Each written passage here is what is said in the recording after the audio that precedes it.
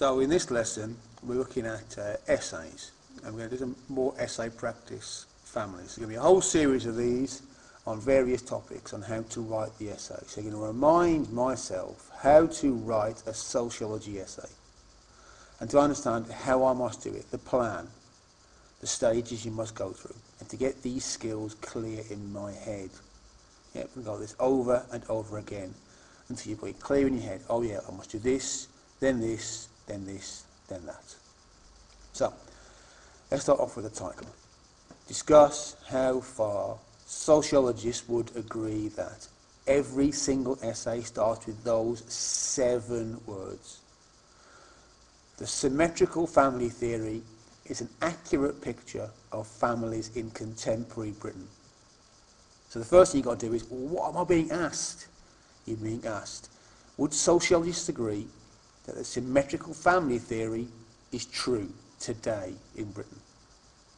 Yeah. Now, first thing you've got to get clear in your head here, before you can even attempt this essay, is make sure you know what the symmetrical family theory is. If you don't know that, you can't do this essay. But if you do know it, and you should, this is a very straightforward essay. How would I start it? Something like this.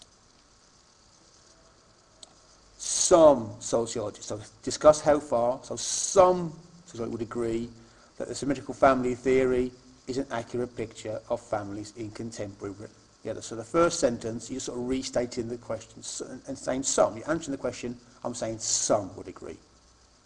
However, others, especially feminists, would disagree. They'd say, no, it's not an accurate picture of families. They'd say the dual burden and the triple shift are more accurate pictures of families in contemporary Britain, the work of people like Anne Oakley. Yeah? So there's your introduction. Some would agree, some wouldn't. Next bit, I would then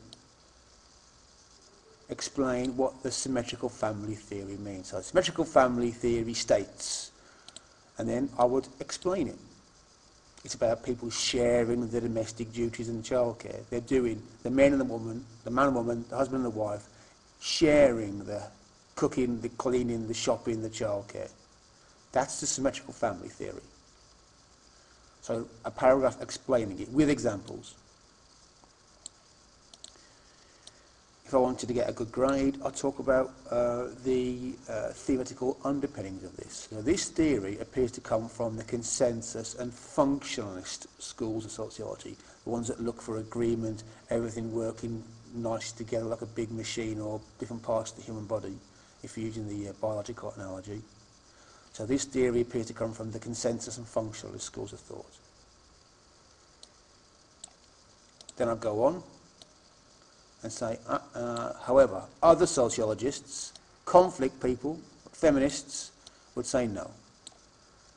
People like Anne Oakley would say no, the symmetrical family theory is untrue. Instead, it's the dual burden, it's the triple shift. And I go so far to say that this dual burden, triple shift, is another example of the patriarchy in action, the oppression of women within families. Some work on that. Examples as well, remember. And then I'll go on to this bit. The symmetrical family theory appears to be most true when you're talking about middle-class people, white people, university-educated people, women who consider themselves to be feminists. In their families, the symmetrical family is more true. Not entirely true, but truer, shall we say. The dual burden theory appears to be truest when you look at working class families, ethnic minorities. With these sorts of families, there's no symmetrical family usually. It's the blokes that got a job, the woman does the housework. So in conclusion, some sociologists would agree, the functionalists would agree, symmetrical family theory is accurate.